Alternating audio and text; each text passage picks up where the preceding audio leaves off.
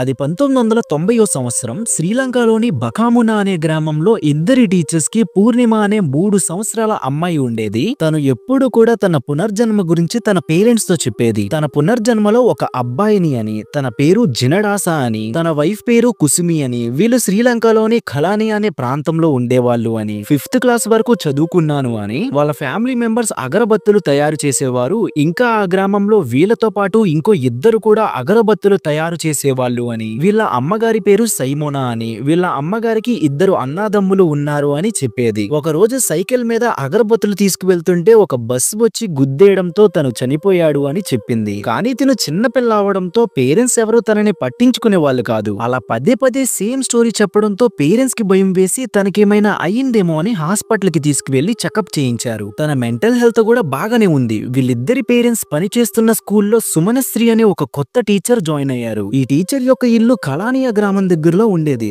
ఒక రోజు ఈ స్టోరీ గురించి ఈ టీచర్ కి తెలిసింది. వినడానికి బాగా ఇంట్రెస్టింగ్ గా ఉండడంతో ఇది నిజమా కాదా అని తెలుసుకోవాలని అనుకుంది. ప్రతి ఆదివారం ఈ టీచర్ ఆ కలానియా గ్రామంకి వెళ్లి తెలుసుకోవడం మొదలు పెట్టారు. ఈ 3 సంవత్సరాల పూర్ణిమ అనే అమ్మాయి చెప్పినట్లు అక్కడ నిజంగానే జినడాసా పెరారా అనే వ్యక్తి తన వైఫ్ తో కలిసి అగరబత్తుల బిజినెస్ చేసేవాడు. ఒక రోజు సైకిల్ మీద మార్కెట్ కి వెళ్తుంటే ఒక బస్ వచ్చి తనని గుద్దేసింది అని ఆ గ్రామ ప్రజలు చెప్పారు. ఈ విషయం కాస్త మీడియా వాళ్ళకి తెలిసింది. ఐస్లాండ్ సైకాలజిస్ట్ అయిన ఎర్లాండర్ హెరల్సన్ అనే వ్యక్తి 1996 నుంచి 1999 మధ్యలో ఇండియాకి తరచుగా వచ్చి విట్నెస్ యొక్క ప్రూఫ్ ని పూర్ణిమ పేరెంట్స్ దగ్గర అండ్ అక్కడే అందరి దగ్గర ఇంటర్వ్యూస్ తీసుకున్నాడు. అంతేకాదు ఈ కేస్ కి సంబంధించిన ఫైల్స్ ని పోలీస్ స్టేషన్ నుంచి తీసుకుని అబ్జర్వ్ చేశాడు. అందులో అటాప్సీ రిపోర్ట్ లో ఇలా ఉంది: బస్ డ్రైవర్ కేర్లెస్ తో డయాగ్నల్ గా డ్రైవ్ చేస్తూ వచ్చి జినడాసాని గుద్దేశాడు. లెఫ్ట్ సైడ్ రిబ్స్ విరిగిపోవడంతో జినడాసా చనిపోయాడు. ఎక్కడైతే బస్ డ్రైవర్ గుద్దాడో అదే ప్లేస్ లో పూర్ణిమకి పుట్టుమచ్చలున్నాయి. పూర్ణిమ తన గత జన్మ గురించి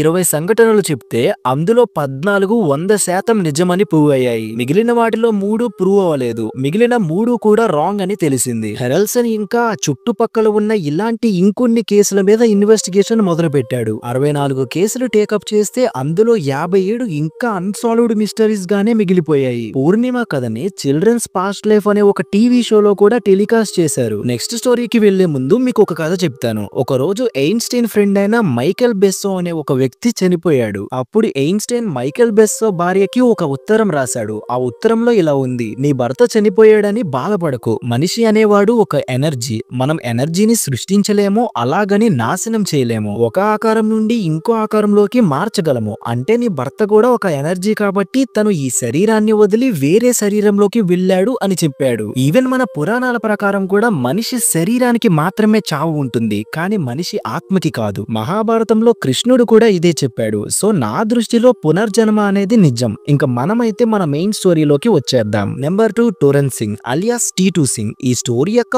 ఒరిజినల్ ఇన్వెస్టిగేషన్ ఫుటేజ్ మీరు చూడాలి అనుకుంటే యూట్యూబ్ లో కూడా ఉంటుంది. కావాలి అంటే చూడండి. ఈ కేస్ ని డైరెక్ట్ గా డాక్టర్ ల్యాన్ స్టీవెన్సన్ నే ఇన్వెస్టిగేషన్ చేశారు. ఇతను ఒక చాలా ఫేమస్ సైకాట్రిస్ట్. తన జీవితం మొత్తం పునర్జన్మల మీదే రీసెర్చ్ చేస్తూనే ఉన్నారు. ఈ టీ2 సింగ్ స్టోరీ ఇంకొంచెం స్పెషల్. ఎందుకంటే చనిపోయి మళ్లీ పుట్టి తనని ఎవరు హత్య చేశాడో వాళ్ళని పోలీసులకు పట్టించాడు. టీ2 సింగ్ అనే వ్యక్తి ఆగ్రాకి 8 మైళ్ళ దూరంలో ఉన్న బాడ్ అనే గ్రామంలో పుట్టాడు. టీ2కి 5 మంది అన్నలు. టీ2 యొక్క పెద్ద అన్నకి టీ2కి 13 సంవత్సరాల వయసు తేడా ఉంది. ఇది ఎందుకు చెప్తున్నానో మీకు తర్వాత తెలుస్తుంది. అలా టీ2 2 సంవత్సరాల వయసులోనే మాట్లాడడం మొదలు పెట్టాడు. ఎప్పుడు కూడా తన అమ్మతో మా తాతయ్య దగ్గరికి వెళ్లి నా భార్యని పిల్లల్ని బాగా చూసుకోమని చెప్పు అని అడిగేవాడు. అంతేకాదు నాకు నా ఫ్యామిలీ ఎలా ఉందో అని కంగారుగా ఉంది అని పదే పదే చెప్పేవాడు. పేరెంట్స్ దీనిని పెద్దగా పట్టించుకునే వాళ్ళు కాదు. అలా రోజులు గడుస్తున్నా తను మాత్రం తన గత జన్మ యొక్క ఫ్యామిలీ గురించే మాట్లాడుతున్నాడు. నా పేరు టీ2 కాదు, నా పేరు సురేష్ వర్మ.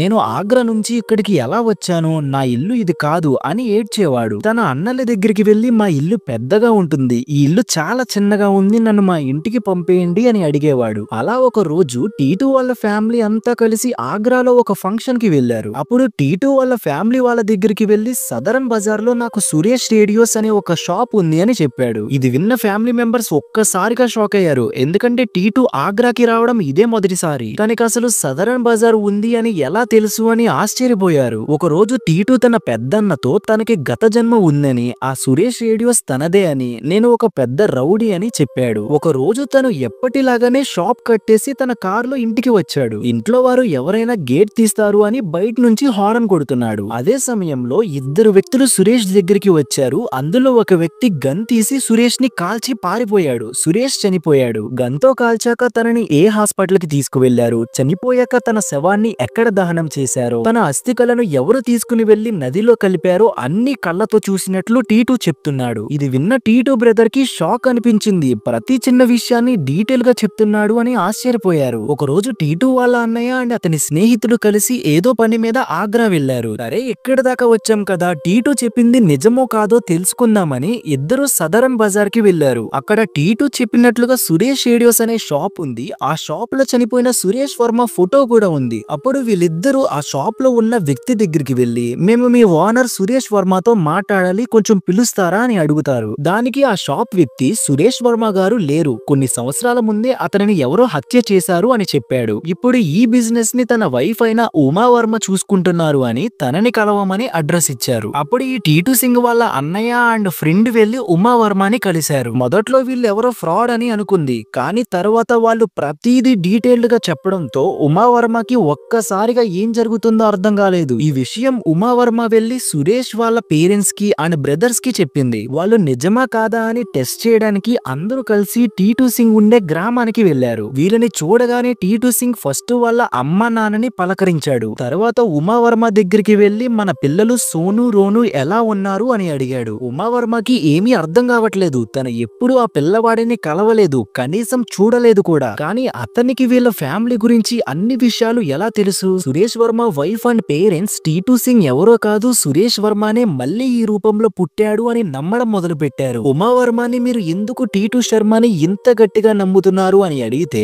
ఆ రోజు కలిసినప్పుడు టీటూ సింగ్ మేము ఇద్దరం కలిసి వెళ్ళిన డోల్పూర్ ట్రిప్ గురించి చెప్పాడు. ఆ ట్రిప్ లో మేము ఏమేం చేశామో అన్ని డీటెయిల్డ్ గా చెప్పాడు. ఆ ట్రిప్ గురించి మా ఇద్దరికి తప్ప ఇంకా ఎవ్వరికి తెలీదు అని చెప్పింది. టీటూ సింగ్ ఫ్యామిలీ టీటూని పూర్తిగా టెస్ట్ చేయాలని నిర్ణయించుకున్నారు. టీటూని ఆగ్రాకి తీసుకుని వెళ్లి అక్కడ సదరన్ బజార్ లో సేమ్ సురేష్ వర్మ షాప్ లాగానే తన బ్రదర్ షాప్ కూడా ఉంటుంది, అక్కడికి తీసుకుని వెళ్లి ఈ షాప్ ఎలా ఉంది అని అడిగారు. దానికి టీటూ సింగ్ నవ్వుతూ, ఇది నా షాప్ కాదు, ఇది మా బ్రదర్ షాప్ అని సమాధానం ఇచ్చాడు. నెక్స్ట్ కార్ లో టీటూని తన షాప్ దగ్గరికి తీసుకుని వెళ్లారు. కావాలని సురేష్ రేడియో షాప్ దగ్గర కార్ ని ఆపకుండా ఫాస్ట్ గా డ్రైవ్ చేస్తున్నారు. అప్పుడు టీటూ, ఇదిగోండి మన షాప్ వచ్చేసింది, కార్ ఆపమని కరెక్ట్ గా సురేష్ వర్మ షాప్ ముందు చెప్పాడు. షాప్ లోపలికి వెళ్లి ఒకప్పుడు షాప్ ఎలా ఉండేదో, ఇప్పుడు కొత్తగా షాప్ లో ఎలాంటి మార్పులు చేశారో కూడా డీటెయిల్డ్ గా చెప్పాడు. ఇప్పుడు టీటూకి ఇంకొంచెం కష్టమైన టెస్ట్ పెట్టాలి అనుకున్నారు. కొంతమంది పిల్లల్ని గ్యాదర్ చేసి ఆ పిల్లల మధ్యలో సురేష్ వర్మ పిల్లల్ని ఉంచి అతని పిల్లలు అయిన సోను రోనుని కనిపెట్టాలి. ఆశ్చర్యకరమైన విషయం ఏంటంటే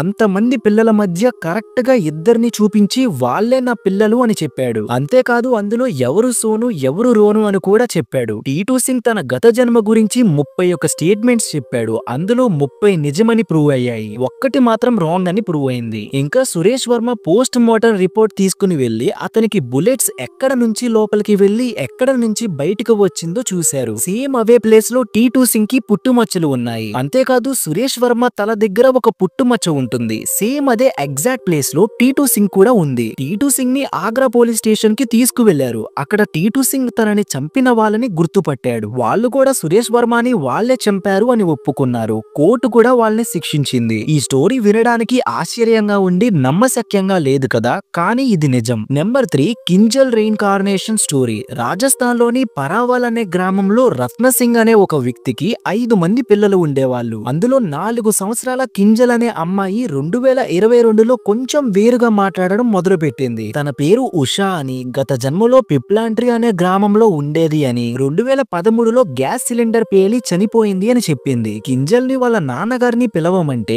మా నాన్నగారు ఇక్కడ లేరు, తన పిప్లాంట్రీలో ఉన్నారు అని చెప్పేది. పేరెంట్స్ కి భయం వేసి డాక్టర్ దగ్గరికి తీసుకువెళ్లారు. డాక్టర్స్ ఏమో ఈ అమ్మాయి మెంటల్ హెల్త్ బాగానే ఉంది అని చెప్పారు. కింజల్ ఉంటున్న గ్రామం నుంచి పిప్లాంట్రీకి మధ్య దూరం 30 కిలోమీటర్లు మాత్రమే. ఈ పాప చెప్తుంది నిజమో కాదో అని తెలుసుకోవడం మొదలు పెట్టారు. కింజల్ తన తల్లిని అన్నల్ని చూడగానే గుర్తుపట్టింది అండ్ ప్రూఫ్స్ కోసం ఉషాకి ఇష్టమైన విషయాల గురించి అండ్ కొన్ని ప్రూఫ్స్ ని చెప్పింది. తను గ్యాస్ సిలిండర్ పేలి ఎలా చనిపోయింది అని ఇన్ డీటెయిల్డ్ గా చెప్పింది. దాంతో ఇంకా ఉషానే మళ్ళీ కింజల్ గా పుట్టిందని అందరూ నమ్మడం మొదలు పెట్టారు. వీళ్ళ ఇద్దరి ఫ్యామిలీస్ ఇప్పుడు ఫ్రెండ్స్ కూడా అయ్యారు. ఈ ముగ్గురు వ్యక్తులే కాదు, ఇలాంటి వాళ్ళు ఈ ప్రపంచంలో చాలా మంది ఉన్నారు. అసలు పునర్జన్మ పునర్జన్మ ఎందుకు ఉంటుంది, కొంతమందికి మాత్రమే ఎందుకు గుర్తు ఉంటుంది అనే ప్రశ్నకి ఇప్పటి వరకు ఎక్కడ సమాధానం లేదు. ఫ్రెండ్స్, ఈ వీడియో ఇంతటితో పూర్తయింది. వీడియో నచ్చితే కనుక లైక్ చేసి మీ ఫ్రెండ్స్ కూడా ఈ వీడియోని షేర్ చేయండి. ఛానల్ కి ఎవరైనా కొత్తగా వచ్చినట్లయితే ఛానల్ ని సబ్స్క్రైబ్ చేసి పక్కనే ఉన్న బెల్ ఐకాన్ ని క్లిక్ చేయండి. నెక్స్ట్ వీడియోలో కలుసుకుందాం. Thanks for watching.